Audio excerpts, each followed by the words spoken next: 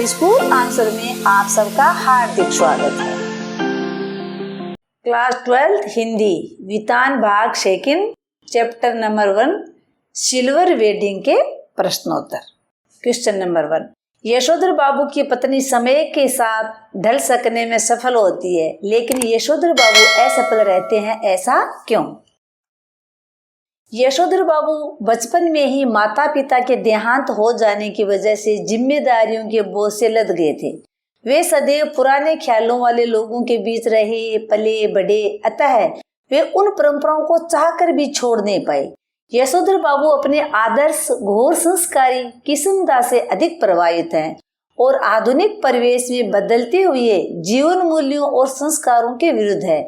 इसी के चलते परिवार के सदस्यों से उनका मतभेद बना रहता है, जबकि उनकी पत्नी अपने बच्चों के साथ खड़ी दिखाई देती है।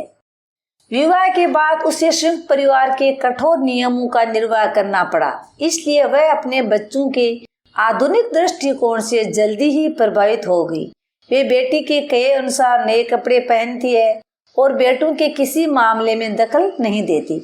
यशोधर बाबू की पत्नी समय के साथ परिवर्तित हो जाती है, लेकिन यशोधर बाबू अभी भी किस्मदास के संस्कारों और परंपराओं से चिपके हुए हैं। वे बदलते समय को समझते तो हैं, किंतु पूरे मन से स्वीकार न कर पाने के कारण असफल रहते हैं।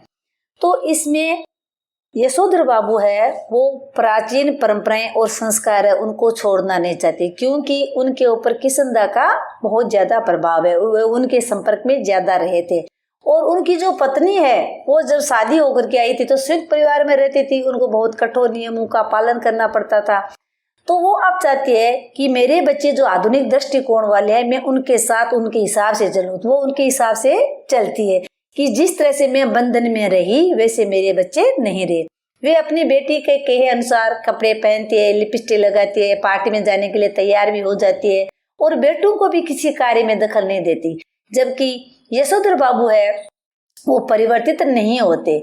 हाँ, उनके मन में ये बात आती जरूर है कि भाई नई बात है, नई परंपराएं अच्छी है, मुझे इनके अनुसार चलना चाहिए, लेकिन किस्मदास के प्रभाव के कारण वो अपने पुरानी परंपराओं को बदल नहीं सकते।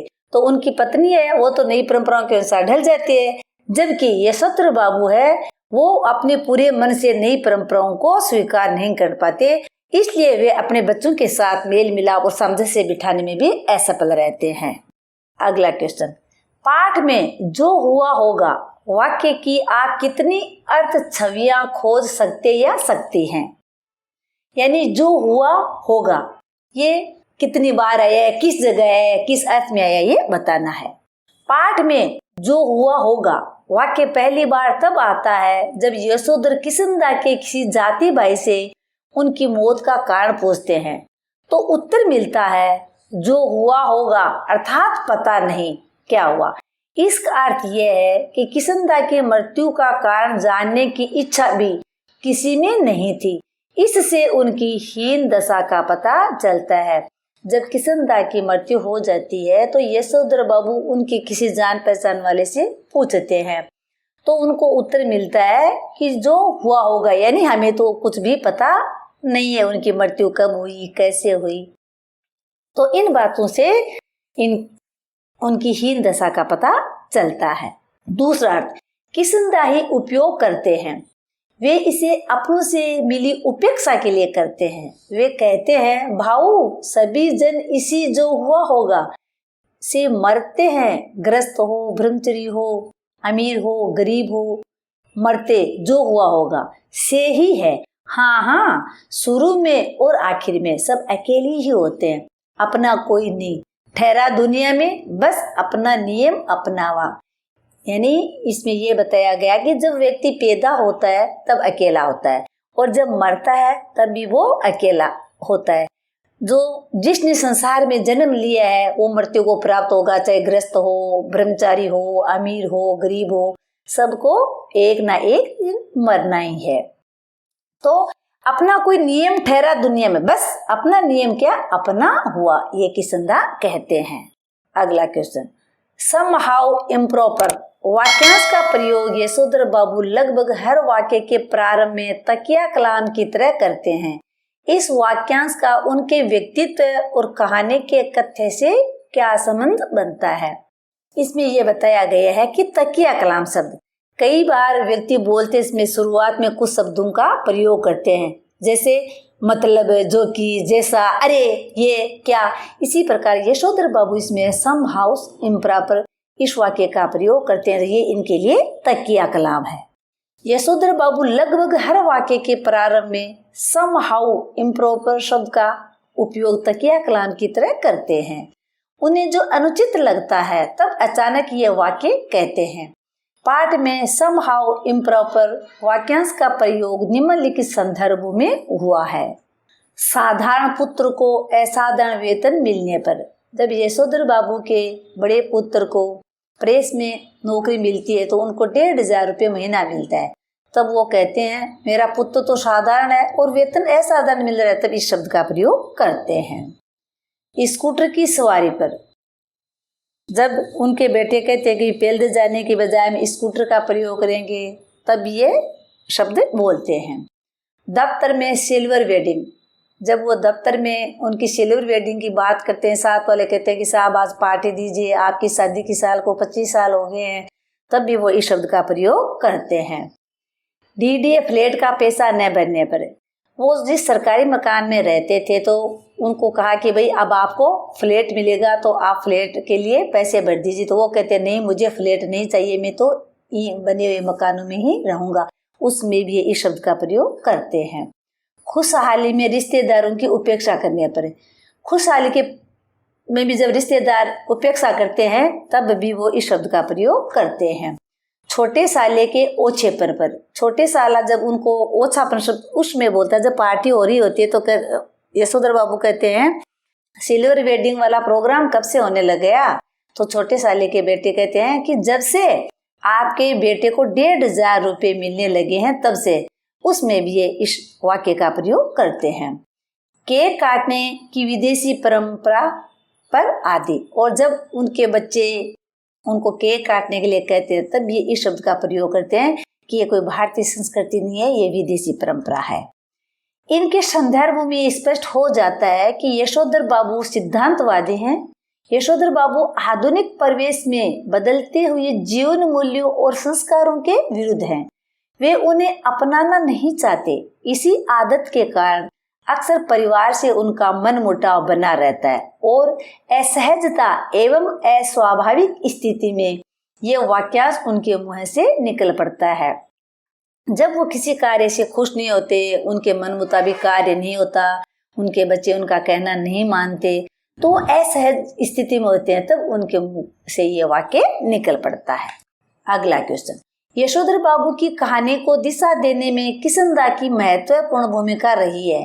आपके जीवन की दिशा देने में किसका महत्वपूर्ण योगदान रहा है और कैसे? यशोधर बाबू की कहानी में अपन ने पढ़ा है कि किशनदा का बहुत महत्वपूर्ण योगदान रहा, क्योंकि वो किशनदा के संरक्षण में आए थे, इन्होंने इनको अपने पास रखा था, फिर नौकरी दिलाई थी और इनके संस्कारों का प्रभाव भी पड़ा था।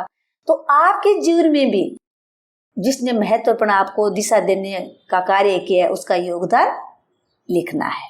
मेरे जीवन को दिशा देने में सबसे महत्वपूर्ण योगदान मेरे गुरुओं का रहा है।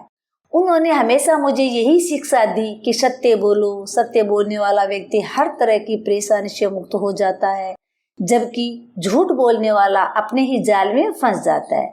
उसे एक झूठ छुपाने के लिए सैकड़ों झूठ बोलने पड़ते हैं। अपने गुरुओं की इस बात को मैंने हमेशा याद रखा। वास्तव में उनकी इसी शिक्षा ने मेरे जीवन की दिशा बदल दी। ये मैंने गुरु के बारे में बताया। आपके जीवन में किसी भाई का, बहन का या दोस्त का अगर योगदान रहा है तो वो भी आप लिख सकते हैं। ये आपकी इच्छा पे डिपेंड करता है। अगला क्वेश्चन, वर्तमान समय में परिवार की संरचना स्वरूप से जुड़े आपके अनुभव इस कहानी से कहाँ तक सामंजस्य बैठा पाते हैं? इस कहानी में दर्शाए गए परिवार के स्वरूप व संरचना आज भी लगभग हर परिवार में पाई जाती है। संयुक्त परिवार प्रथा समाप्त हो रही है। पुरानी पीढ़ी की बातों या सलाह को नई पीढ़ी सिरे से नकार रही है। नए युवा कुछ नया करना चाहते हैं, परंतु बुजुर्ग परंपराओं के निर्वाह में विश्वास रखते हैं। यशोधर बाबू की तरह आज का मध्य वर्गीय पिता विवश है। वह किसी विषय पर अपना निर्णय नहीं दे सकता। माताएं बच्चों के समर्थन में खड़ी नजर आती है। आज बच्चे अपने दोस्तों के साथ पार्टी करने में अधिक खुश रहते हैं। वे आधुनिक जीवन शैली को ही सब कुछ मानते हैं। लड़कियां फैशन के अनुसार वस्त्र पहनती है। यशोधर की लड़की उसी का प्रतिनिधि है। अतः ये कहानी आज लगभग हर परिवार की है। यानी आज परिवार में देखते हैं कि बड़े बुजुर्ग जो लोग हैं वो प्राचीन परंपरा को, संस्कृति को बढ़िया मानते हैं, लेकिन आजकल उनके जो पुत्र हैं, पुत्री हैं, वो नई पीढ़ी के हो गए, तो वो नए संस्कारों में रहना चाहते हैं।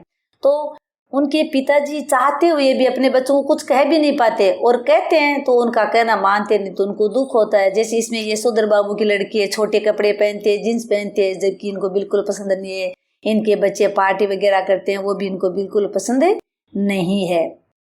तो आज लगभग हर घर में यही कहानी देखने को मिलती है, क्योंकि हर घर में बुजुर्ग तो होते ही हैं, तो वो अपने हिसाब से अपनी बात कहते हैं, और नई पीढ़ी है वो अपने हिसाब से कार्य करना चाहती है। अगला क्वेश्चन, निम्नलिखित में से किस आप कहानी की मूल संवेदना कहेंगे या कहेंगी और क्यों? हाशिए पर धकेले जाते मानवीय मूल्य, पीढ़ी का अंतराल, पाश्चात्य संस्कृति का प्रभाव। यानी इसमें यह पूछा है कि 3 पॉइंट दिए गए हैं, तो इस कहानी की मूल संवेदना आपको कौन सी लगती है? पहली है हाशिए पर धकेले जाते मानवीय मूल्य। आजकल की पीढ़ी है वो मानवीय मूल्यों को हाशिए पे धकेल देती है, यानी उनके अनुसार, पुरानी परंपराओं के अनुसार नहीं चलती। दूसरा पॉइंट है पीढ़ी का अंतराल। इसमें यशोधर बाबू पुरानी पीढ़ी के, उनके बच्चे नई पीढ़ी के, तो उनके बीच जो समय का अंतराल है वो। और तीसरा पॉइंट है पाश्चात्य संस्कृति का प्रभाव। आजकल के युवाओं पे पाश्चात्य संस्कृति का प्रभाव ज्यादा है, तो इसमें से जो उचित है उसके बारे में अपन बात करते हैं। मेरी समझ में पीढ़ी अंतराल ही सिल्वर वेडिंग शीर्षक कहानी की मूल संवेदना है। यशोधर बाबू और उसके पुत्र में एक पीढ़ी का अंतराल है। इसी कारण यशोधर बाबू अपने परिवार के अन्य सदस्यों के साथ सामंजस्य नहीं बिठा पाते हैं। ये सिद्धांत और व्यवहार की लड़ाई है। यशोधर बाबू सिद्धांतवादी हैं तो उनके पुत्र व्यवहारवादी। आज सिद्धांत नहीं व्यवहारिकता चलती है। यशोधर बाबू के विचार पूरी तरह से पुराने हैं, जो नई पीढ़ी के साथ कहीं भी तालमेल नहीं रखते। पीढ़ी का अंतराल और उनके विचारों का अंतराल यशोधर बाबू और उनके परिवार के सदस्यों में वैचारिक अलगाव पैदा कर देता है। यानी यशोधर बाबू और उनके जो बच्चे हैं उनमें एक पीढ़ी का अंतर हो गया। तो यशोधर बाबू अपने हिसाब से कार्य करते हैं, वो सिद्धांतवादी है, जबकि उनके बच्चे हैं वो व्यवहारिकता पे चलते हैं। तो इसलिए उनके विचारों में कई बार अंतराल पैदा हो जाता है और कई बार वैचारिक मतभेद भी परिवार में हो जाता है। अगला क्वेश्चन, अपने घर और विद्यालय के आसपास हो रहे उन बदलावों के बारे में लिखें जो सुविधाजनक और आधुनिक होते हुए भी बुजुर्गों को अच्छे नहीं लगते। अच्छा न लगने के क्या कारण होंगे? इसमें आपको ये बताना है कि अपने विद्यालय के या आसपास जो बदलाव है जिनसे अपन को सुविधाएं मिली है, लेकिन बुजुर्गों को वो सुविधाएं अच्छी नहीं लगती, तो उनको अच्छी क्यों नहीं लगती वो बताना है। हमारे घर व विद्यालय के आसपास निम्नलिखित बदलाव हो रहे हैं जिन्हें बुजुर्ग पसंद नहीं करते। युवाओं द्वारा मोबाइल का प्रयोग करना। आजकल के युवा मोबाइल का प्रयोग करते हैं, जबकि बड़े बुजुर्गों को ये अच्छा नहीं लगता। वो कहते हैं कि आप पूरे दिन मोबाइल में लगे रहते हो। वो अपने दादा दादी से बिल्कुल भी बात नहीं करते, इसलिए ये उनके बुजुर्गों को अच्छा नहीं लगता। युवाओं द्वारा पैदल न चलकर तीव्र गति से चलाते हुए मोटरसाइकिल या स्कूटर का प्रयोग करना। आजकल के युवा वो बिल्कुल भी पैदल नहीं चलना चाहते, क्योंकि उनके पास समय है नहीं। वो पहले तो मोबाइल में लगते हैं, फिर मोटरसाइकिल उठाई और तुरंत 100 की स्पीड करके अपना कार्य करने के लिए जाते हैं। तो बुजुर्ग कहते हैं भी ये ऐसा करना उचित नहीं है। आप पैदल जाओगे तो स्वास्थ्य भी अच्छा रहेगा, प्रदूषण भी नहीं होगा। लेकिन युवाओं को उनकी ये बातें अच्छी नहीं लगती और बुजुर्गों का ऐसा करना उनको अच्छा नहीं लगता। लड़कियों द्वारा जीन्स व शर्ट पहनना। आजकल लड़कियां जीन्स और टी शर्ट पहनती है, जबकि बड़े बुजुर्गों को ये अच्छा नहीं लगता। लड़के लड़कियों की दोस्ती व पार्क में घूमना। लड़के लड़कियां आपस में दोस्ती करते हैं, वो पार्क में बगीचे में घूमने जाते हैं, तो बुजुर्गों को ये बिल्कुल पसंद नहीं है। खड़े होकर भोजन करना, खड़े होकर भोजन करने की परंपरा भी बड़े बुजुर्गों को बिल्कुल पसंद नहीं है। तेज आवाज में संगीत सुनना, आजकल के युवा जोश में मोबाइल से, रेडियो से या टीवी से संगीत सुनते हैं तो बहुत तेज आवाज करते हैं, जो बड़े बुजुर्गों को बिल्कुल भी अच्छी नहीं लगती। बुजुर्ग पीढ़ी इन सभी परिवर्तनों का विरोध करती है। उन्हें लगता है कि ये हमारी संस्कृति के खिलाफ है। कुछ सुविधाओं को वे स्वास्थ्य की दृष्टि से खराब मानते हैं, तो कुछ उनकी परंपरा को खत्म कर रहे हैं। महिलाओं और लड़कियों को अपनी सभ्यता व संस्कृति के अनुसार आचरण करना चाहिए। इसमें क्या बड़े बुजुर्गों का भी दोष नहीं है। उन्होंने अपने समय में जैसा वातावरण माहौल देखा है वो उसी का अनुसरण करते हैं और आजकल की पीढ़ी को भी उनके बारे में बताते हैं कि भी लड़कियां जींस टॉप नहीं पहन रहे हैं, वो अपने संस्कृति को है ना खत्म कर रहे हैं, आप मोबाइल का प्रयोग कर तो ये स्वास्थ्य के लिए भी नुकसानदायक है। ऐसी राय वो उनको नए युवाओं को देते रहते हैं। अगला क्वेश्चन, यशोधर बाबू के बारे में आपकी क्या धारणा बनती है? दिए गए 3 कथनों में से आप जिसके समर्थन में हैं अपने अनुभव और सोच के आधार पर उसके लिए तर्क दीजिए। यशोधर बाबू के विचार पूरी तरह से पुराने हैं और वे सहानुभूति के पात्र नहीं है। यशोधर बाबू में एक तरह का द्वंद्व है जिसके कारण नया उन्हें कभी कभी खींचता तो है पर पुराना छोड़ता नहीं, इसलिए उन्हें सहानुभूति के साथ देखने की जरूरत है। यशोधर बाबू एक आदर्श व्यक्तित्व है और नई पीढ़ी द्वारा उनके विचारों को अपनाना ही उचित है। यानी इसमें 3 बिंदु दिए गए हैं। ये बताना है कि सबसे बढ़िया तर्क उनके लिए क्या है, इस पे अपन बात करते हैं। यशोधर बाबू के बारे में हमारी यही धारणा बनती है कि यशोधर बाबू में एक तरह का द्वंद्व है जिसके कारण नया उन्हें कभी कभी खींचता है पर पुराना छोड़ना नहीं, इसलिए उन्हें सहानुभूति के साथ देखने की जरूरत है। यद्यपि वे सिद्धांतवादी हैं तथापि व्यवहारिक पक्ष भी उन्हें अच्छी तरह मालूम है, लेकिन सिद्धांत और व्यवहार के इस द्वंद्व में यशोधर बाबू कुछ भी निर्णय लेने में असमर्थ हैं। उन्हें कई बार तो पत्नी और बच्चों का व्यवहार अच्छा लगता है तो कभी अपने सिद्धांत, इस द्वंद्व के साथ जीने के लिए मजबूर हैं। उनका दफ्तरी जीवन जहाँ सिद्धांतवादी है वहीं पारिवारिक जीवन व्यवहारवादी, दोनों में समझ से बिठा पाना उनके लिए लगभग असंभव है, इसलिए उन्हें सहानुभूति के साथ देखने की जरूरत है। यानी यशोधर बाबू है वो प्राचीन परंपराओं को, संस्कृति, रीति रिवाज को मानते हैं, लेकिन उनके बेटे, पुत्र, पुत्रियां, पत्नी अगर उनको ढंग से बैठ करके प्यार से समझाए कि पहले ये चीजें होती थी, आजकल उनसे ये अच्छा हो गया, जैसे मोबाइल का प्रयोग, ऐसे कई जानकारियां मिलती है, मोटरसाइकिल का बच्चे प्रयोग कर रहे हैं तो समय की बचत होती है। धीरे धीरे अगर उनको प्यार से सहानुभूतिपूर्वक समझाएं तो वो समझ सकते हैं।